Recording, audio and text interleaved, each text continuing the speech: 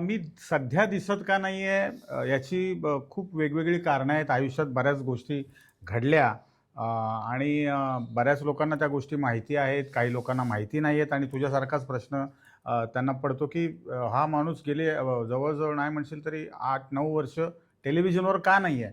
तर आयुष्यात बऱ्याच गोष्टी घडल्या. 2018 मध्ये माझं ब्रेन हॅमरेज झालं होतं आणि त्यातून मी फारच चमत्कारिकरित्या वाचलेलो आहे. आणि मग त्यानंतर एक स्ट्रिक्टली आराम करण्याचा एक काळ होता. त्यानंतर मग लॉकडाऊन लागलं. तर मुलगा लहान होता आणि मी घरी असल्यामुळे बायकोने संपूर्ण कुटुंबाची जबाबदारी सांभाळली होती. मग मुलांना सांभाळणं हा एक भाग होता. स्वतःला सांभाळून पुन्हा मुलांना सांभाळणं.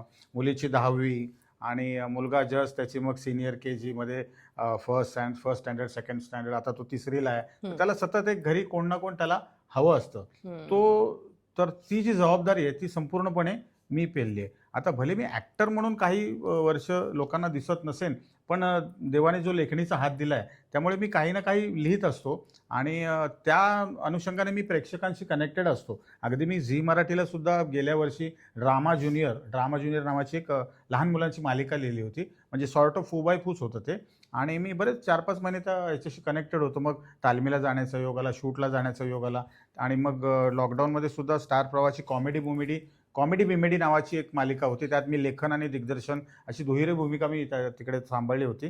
त्यामुळे मी फार लांब नाही आहे त्या सगळ्या प्रोजेक्ट्सपासून. फक्त ॲज अन ॲक्टर मी अजून लोकांसमोर आलेलो नाही आहे. पण येत्या काळामध्ये मी लवकरच जशा माझ्या घरच्या जबाबदाऱ्या कमी होत जातील, तसं मी प्रेक्षकांसमोर पुन्हा एकदा त्यांना खळखळून हसवायला पुन्हा येणार आहे. पण मला तुला एक विचारायचंय, की आपण जेव्हा एक गॅप घेतो ना कामासाठी आणि पुन्हा नव्याने येतो, तेव्हा काय अडचणी येतात? काय संघर्ष असतो? लोकं तुमच्याकडे कशा पद्धतीनं बघतात? ते मला तुझ्याकडनं खास जाणून घ्यायचंय. कारण हे खूप वेळा बऱ्याच कलाकारांना ह्याला सामोरं जावं लागतं. नाही कसं असतं जो तुम्ही दिखता है वो बिकता है. हो, हो. अगदी, अगदी, अगदी, अगदी. म्हणजे कशाला खोटं सांगू तुला. पूर्वी दहीहंडीच्या सुपाऱ्या यायच्या, आता त्याही बंद झाल्यात. कळलं का? म्हणजे दहीहंडीला मी दिवसाला जवळ-जवळ 8 ते 10 ठिकाणी जायचो. वेगवेगळ्या ठिकाणी तू जायचो. असायचास हां, मी असायचोच तुला की. पाहिलेलं आहे. हां. तुझे आणि स्किट. हार्डली आत्ता कोण बोलवतं, मित्र आहे कोणतरी, येणार आहे, एवढेच मिळतील, चालेल का? म्हटलं बघ, लोकांसमोर येणं फार गरजेचं. मग मी जातो. काय पैशांसाठी असं नाही, पण लोकांसमोर येणं. तर खरंच हे फार कठीण असतं. कारण काय असतं, तुला ना आता तू समजा इंजिनिअरिंग केलेलं आहेस, ओके. आणि तू जॉब करतेस इंजिनिअरिंगचा. तर आणि तुझी ती नोकरी एका ठिकाणी सुटली. तू एक गॅप घेतलास 2-3 वर्षाचा.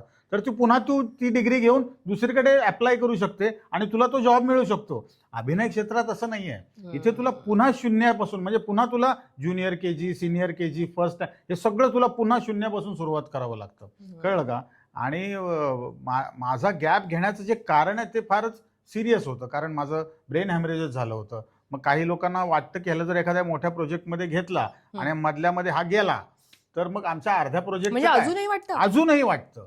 म्हणजे मी तुला खोटं नाही सांगत, मला लास्ट इयर सिद्धार्थ जाधव भेटला होता. हो, मला बोलला, "विक्या, तुला कमबॅक करायला खूप वर्ष लागणार आहेत." कारण आम्ही जेव्हा मीटिंगमध्ये बसतो ना, सिनेमाच्या एखाद्या, तर तुझं नाव निघतं नक्की. पण हा प्रॉब्लेम येतो, की हा जर मधल्यामध्ये गेला तर काय?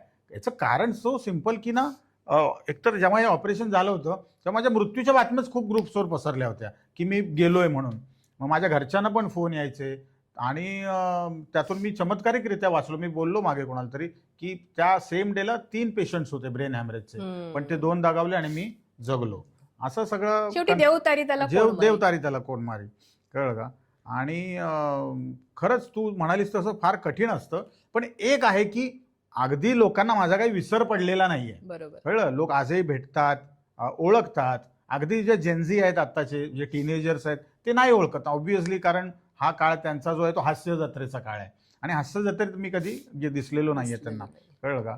सो त्यांचे जे वडील आहेत, त्यांचे जे मोठे भाऊ आहेत, त्यांच्या आया आहेत, हे लोक आम्हाला अजूनही ओळखतात आणि त्याचा आम्हाला सार्थ अभिमान आहे, की काहीतरी चांगलं काम यापूर्वी केल्यामुळेच लोक आजपर्यंत ओळखतात. तू आता ब्रेन हॅमरेज असं हां, बोलतोय सारखं. हां. मला आठवतंय मी तेव्हा जसं म्हटलं तसं हं, की हं. पत्रकारिता आम्ही हं, करत हं. होतो आणि तुझी बातमी आली. हो, हो, हो. लिटरली आम्ही क्रॉस चेक केलं की बाबा हं.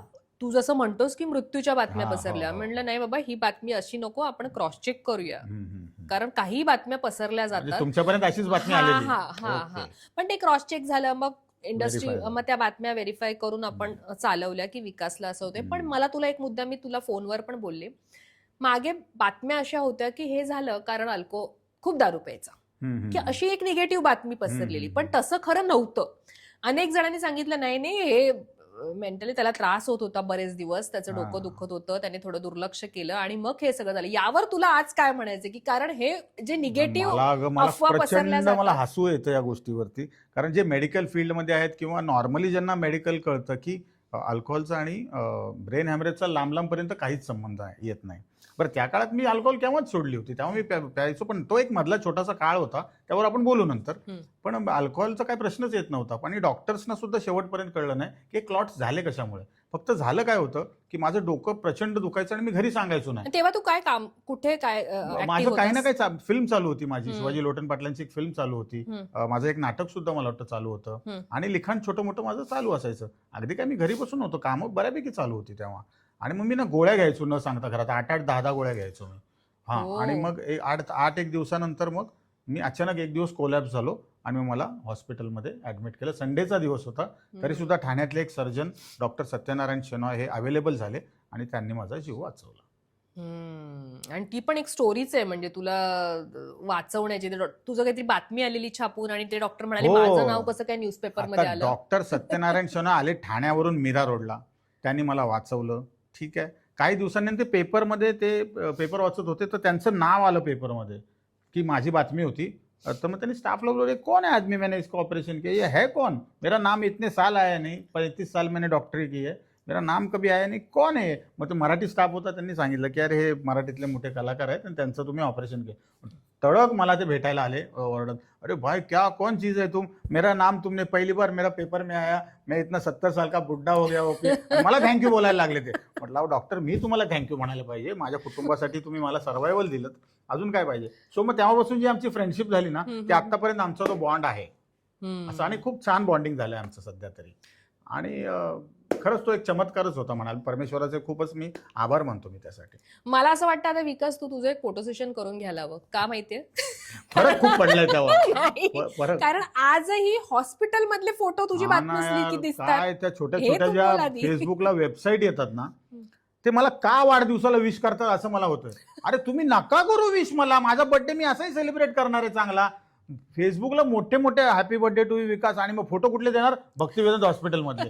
जेव्हा मला अर्ध बँडेज बांधलं होतं, फार मी हॉस्पिटलच्या ड्रेसमध्ये, फार माझा चेहरा असा झालेला, ते फोटो 8-9 वर्षानंतर सुद्धा ते लोक लावतात.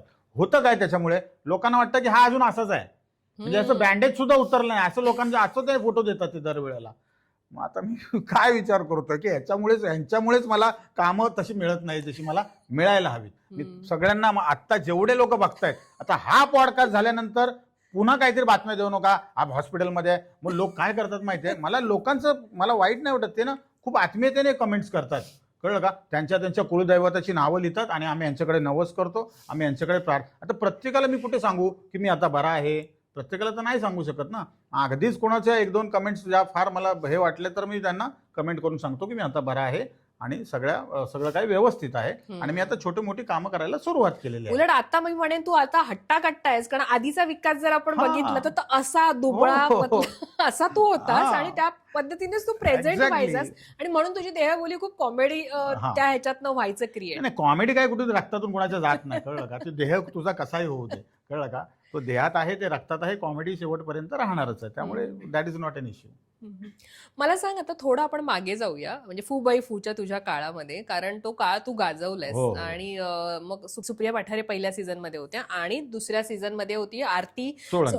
कारण आत्ता जर सर्च मारलं गुगलला तर आरती सोळंकी हे प्रामुख्याने हे व्हिडिओज पटकन समोर येतात कम्पेअर टू आधी. पण मला तुझं इक्वेशन जाणून घ्यायचंय आपल्या सुप्रियाताईंसोबतचं, की ते कसं इक्वेशन होतं, स्टेजवरचे तुम्ही जे लाईव्ह स्किट करायचा त्याच्यामधली गंमत काय असायची, त्याच्यामध्ये ते दिवस कसे होते.